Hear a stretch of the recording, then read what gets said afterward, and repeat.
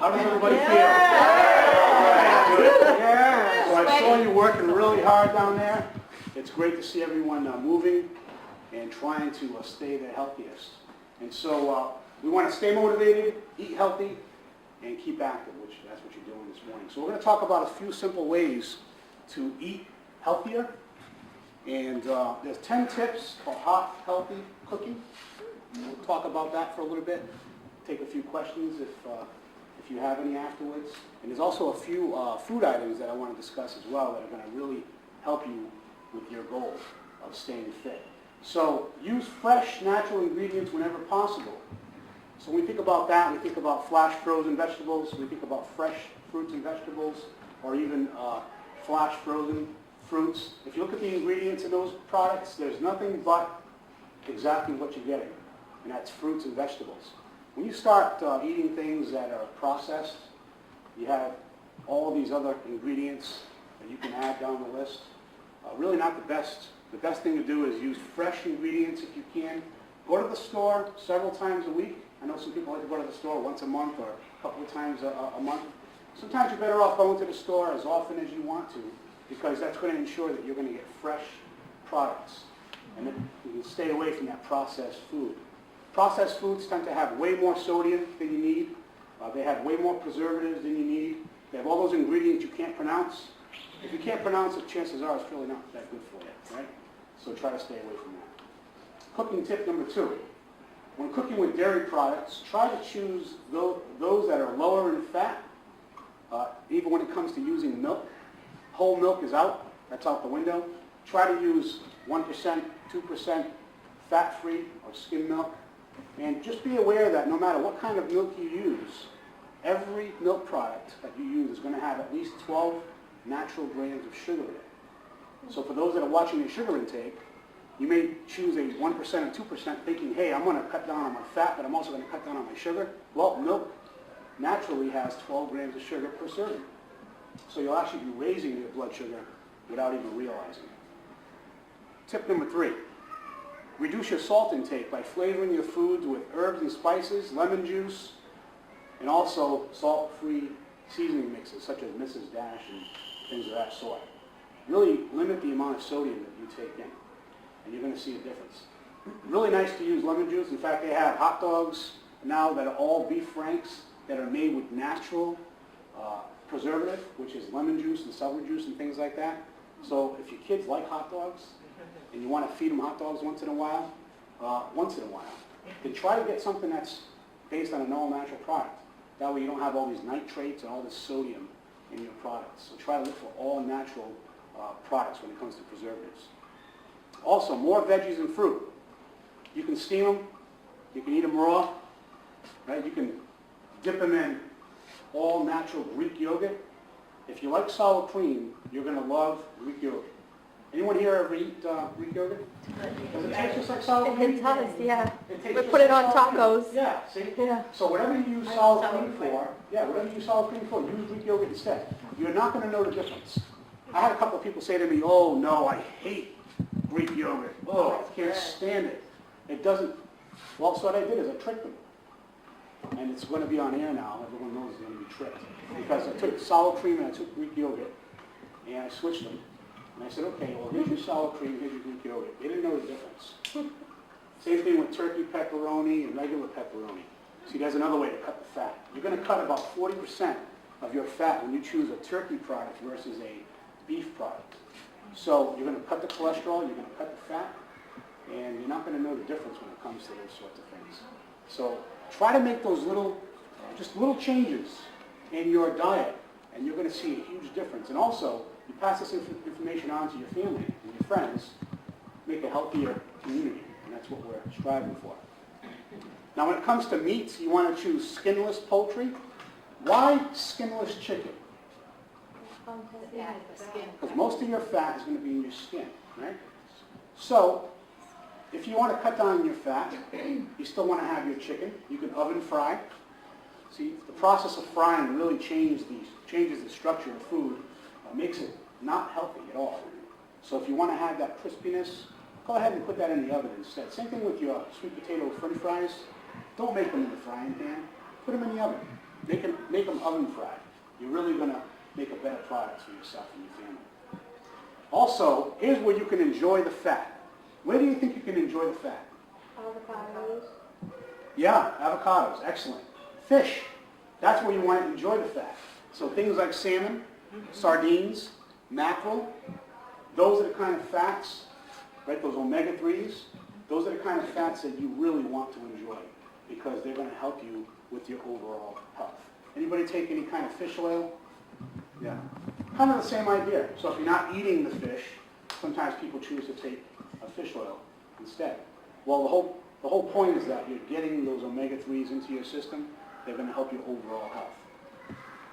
And then finally, in recipes, replace each whole egg with 2 egg whites or use cholesterol-free egg substitutes. Okay? So, I mean, people are worried about eggs. Eggs this week are bad for you. Next week they're good for you.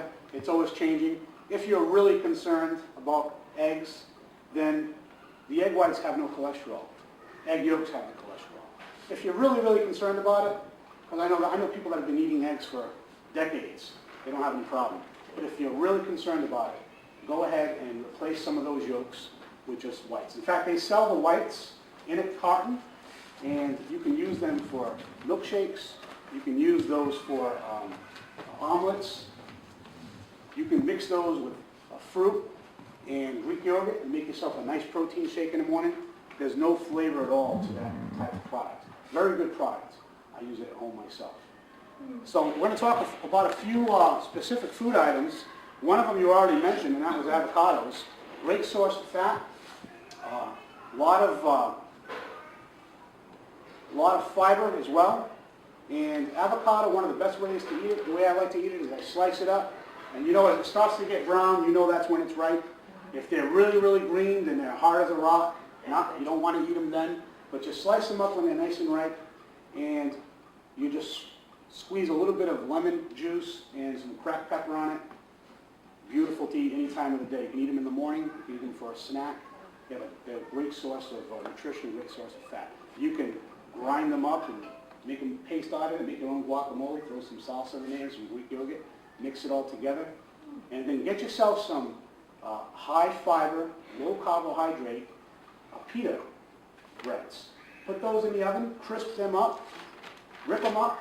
You get your own tortillas that you've made. Now you get your high fiber, low carb tortillas. You mix them, you dip them in that solution that we just talked about, that nice avocado, Greek yogurt, and salsa mix, and you get yourself your chicken dips. Right? Is the avocado raw? Do you just eat that raw? Yeah, avocado is raw. You can also put it in a sandwich. You can slice it up and put it in sandwiches. But for the most part, you're going to eat avocado raw. You can put it in dishes if you'd like to, but it's really, really good. You can get a good deal on them, too. They used to be really expensive, but then now more people are buying them, and sometimes you can get them under $1 a piece, which is very good. Another thing we talked about was fish. And of course, lean protein, low in fat, high in protein, great source of fat, the kind of fat that you really want, the kind of cholesterol that you really want, because we all know we have good and bad cholesterol. Well, this is good cholesterol. And so you want to choose, also you want to choose those that are environmentally friendly. What that means is that there's a lot of farm-raised fish out there. I'm not saying you can't eat it, but those fish are fed specific foods at the farm. If you can get wild caught, that's going to be a better product for you. It might be a little bit more money, but in the long run, it's going to be a better product for you. Now, beans. If you're looking to stabilize your blood sugar, then beans are a good kidney beans, garbanzo beans, which are chickpeas, fava beans. Beans are a really good source of protein. They're going to fill you up. You eat a plate of beans, it's going to stay with you for a little while. Right? And you're really going to increase the fiber in your system as well. Beans are great. You can add beans to rice, which rice is very high glycemically, which means it turns to sugar like that. If you want to slow down that process, put some beans with your rice. Could be lentils even. Great source of food. The beans have been around for thousands of years. People are still eating them today. There's a reason for that. And that's because they're just a great food that the earth has produced for us. So go ahead and enjoy those. They're very inexpensive as well. Also, great survival food. You can put several cans away, and they're going to last you for quite a long time. Just don't forget to pack the can opener. We talked about non-starchy vegetables. Now, of course, we're not talking about corn. We're not talking about peas. We're talking about things like green leafy vegetables, kale, lettuce. We're talking about things like broccoli.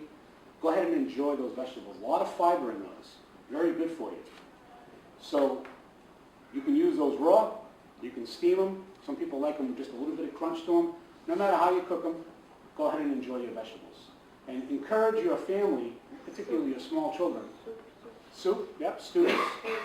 Encourage your families to eat more vegetables, and particularly your young children.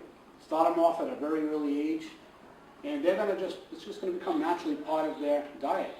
If you don't introduce it to them, and all they are used to eating is all these processed things, then they may have a hard time adjusting to broccoli or something like that. So we want to start when they're young.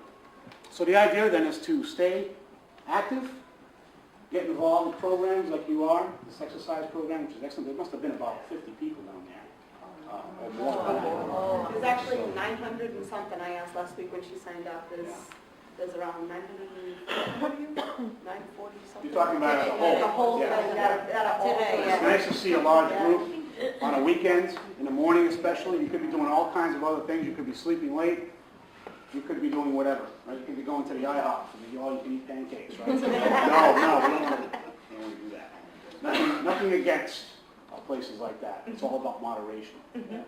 But you chose to be here, and you chose to get involved in an activity that's going to help you overall. So keep up the good work, and just making a few changes. You're going to see that you can actually, it leads to bigger changes overall in life. So stay healthy. Any questions anyone may have? Yes. You're talking about beans and when you're watching your sugar, but I've also been on a low-carb diet too, and when I'm looking at labels now, beans do have a lot of carbs. You know, they have carbs. It depends. Not every bean is created equal. So you want to read your labels. In particular, things like kidney beans and garbanzo beans are going to have a little bit of carbohydrate, but not as much as other beans. But you're looking at the protein. So the protein and the fiber far outweigh the carbohydrates. And that's a combination that you're looking for. Because I really do like beans, and I'm looking at the carbs, and I'm like, oh, Beans I can't have have that, I can't have that. too. So if you eat a lot of beans, I mean, everything is about portion control and moderation. So you can eat a whole pan of beans in one sitting. That's not going to be healthy, right? So even water, which is very healthy, the best thing you can drink is water. But if you sat here and drank gallons and gallons of water in one sitting, you'd end up in a hospital. So a side So- of beans is probably much better than a side of potatoes. As far as carb-wise, yeah. Yeah. And you're going to get a lot more protein out of those beans, and you're going to get a lot more fiber out of those beans as well. And of course, beans you can mix with all kinds of things. Here's a nice simple recipe for beans. Kidney beans, you can take any kind of beans you want. Take kidney beans, cannellini beans, which are the white beans, some fava beans, a little bit of chickpeas, throw some kale in there, and then get yourself some turkey linguiça. Chop it up, throw it in there. Get yourself a jar of salsa. Throw a jar of salsa in there, and go ahead and let that stew. And probably in about a half hour, 45 minutes on a medium to low heat, you're going to have yourself a beautiful pot of homemade beans and linguiça. Right? And that'll last you for a few days. It's going to be better and better the next day. And the day after that will be even better. So go ahead and, those are very simple recipes, very inexpensive recipes. You can feed a whole family for under $10 with a recipe like that. So that's just one example. In fact, that's one example out of the many recipes that we actually cook at the Diabetes Association. And the Diabetes Association is a program of People Incorporated. We have classes every Wednesday evening, 6:30 to 8 p.m. One of our classes happens to be, it's usually the last Wednesday of the month, happens to be a cooking demonstration. And that's just one of the dishes that we've made. So tell your friends, come on down. It's not going to cost you anything to participate. Every Wednesday, 6:30 to 8 p.m. down at, right now we're at 170 Pleasant Street, which is the corner of Pleasant and Troy, right here in Fall River. And then we'll go over to one of the supermarkets, and we'll read labels, we'll focus on maybe some high fiber products, we'll focus on some good sources of protein. It's a lot of fun. And so we'll have a nice group. We have a big enough group we can split up into 2 or 3, and you'll each get an assignment, and you'll go out into the supermarket and enjoy yourself that way. And then we meet back and we discuss exactly what was done there. So it's a very interactive type of class. It gives you an opportunity to really learn a lot and have fun at the same time. Yes? Oils, are there certain oils when you saute your vegetables you should not use or should use? Well, your better oils, olive oil, of course, is a very good oil. Say that again? Safflower. Safflower is a good oil. Yeah, grapeseed oil is a good oil. Sunflower, Yeah. grapeseed oil. So you're looking for oils in particular that, first of all, some oils have a very low heat index. They may not be the best, because they burn quick, they may not be the best to use to saute or something, but if you use a low heat, the oils that you want to stay away from are things like corn oil, butter, shortening. Those are the things that are going to have the kind of fat that it's not going to be that good for you. So if you take a solid piece of butter or shortening like Crisco, or even margarine for that matter, and you put it on a table and you come back tomorrow, it's still going to be in the shape that you pretty much left it.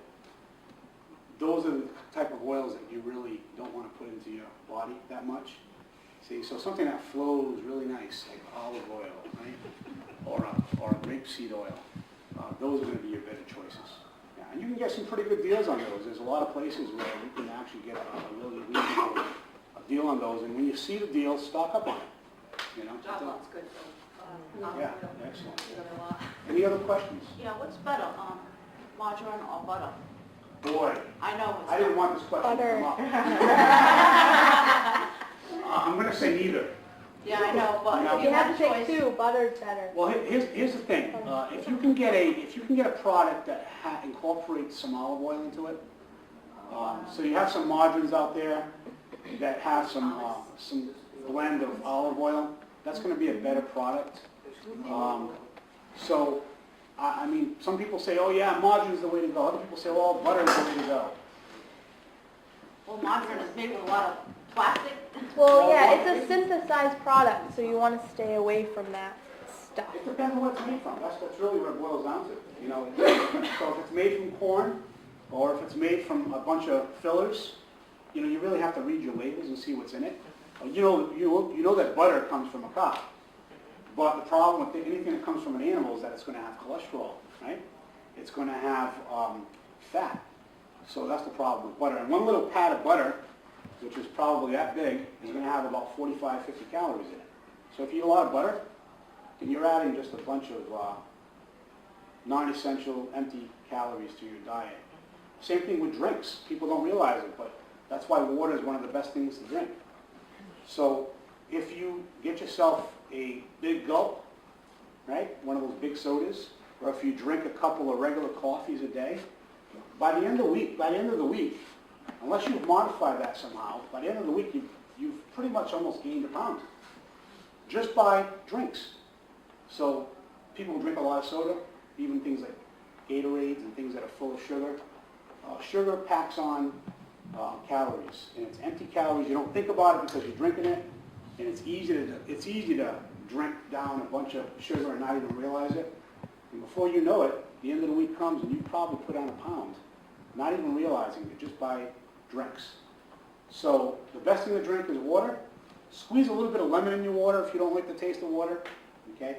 If you have to have something, especially people with diabetes, if you have to have something like a soft drink or something like that, which I don't advocate any of that because of the chemicals in it, but if you have to have something like that, then go ahead and make sure it's sugar-free.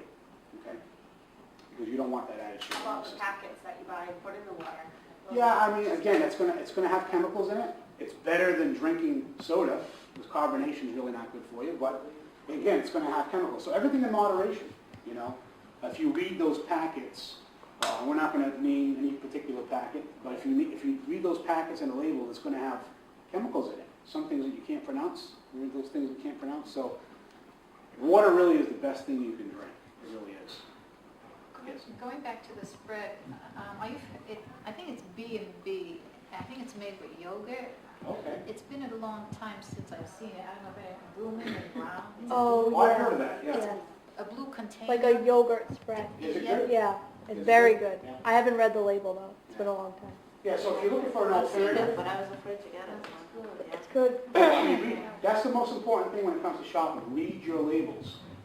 You know, if you invest a good month or two of reading labels, you'll find that most people, when they go shopping, they're going to buy the same type of products month after month.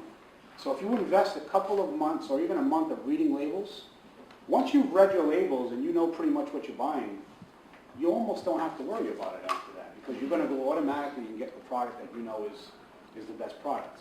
So it's worth the investment of a little bit of time to read some labels. You know, our last grocery tour that we did, which was this past week, we went and looked for bread that had a lot of fiber. So 5 grams of fiber or more is what we were looking for. Now, literally, you're in an aisle that has about probably 100 different kinds of bread in it. Do you know that we only found 3 breads that have 5 grams of fiber or more in them? So it took a little while. But now that we found them, we know exactly what they are. We know what they're called. We know what the label says. Next time we go back to that store, it's not going to take you a half hour. You're going to go right to that bread because you've already read your label. So that's the benefit of reading labels, knowing exactly what you are buying. I had someone say, well, there's so many different kinds of darker breads here. They should all be healthy. Don't be fooled by the color, because molasses makes things dark too, right? So brown sugar makes things dark too. So don't be fooled by the packaging or by the way it may look. Read your labels, read your ingredients. So if you see the first few ingredients are sugar and molasses, then you know that's probably not the best product, right? You want to make sure you read your labels. Any other questions? Well, thank you for spending some time with me this morning. Continue to do what you're doing. You're doing a great job. Please come out and test out one of our classes. Once you come, you're really going to enjoy it. Bring some friends along as well. Wednesday evenings, 6:30 to 8 p.m. on the corner of Pleasant and Troy Street. We have a couple of things we're going to do, actually. This cookbook I brought, this is going to be a very simple process. So I'm going to think of a number. How many people we got here? 3, 4, 5, 6, 7, 8. And then we're going to go through each of the rooms. Whoever gets the book, whoever guesses the number gets the book. So I'm going to think of a number. Almost 47. You are the closest. Hey, that's both in Spanish You better and share English. that. Okay. Excellent recipes in that book. 30 minutes or less. You're going to notice a lot of beans, a lot of avocados, a lot of different vegetables. Where can you buy that book? So we're going to do a number from 1 to 50 again. And let me think of a number. All right, the number was 31. And you were the closest. Boy, that's heavy. You're going to have to give yourself a workout. All right, very good. So I hope you had a good time. Hope you learned a little bit. And continue to do the good work that you're doing. Give yourself a hand.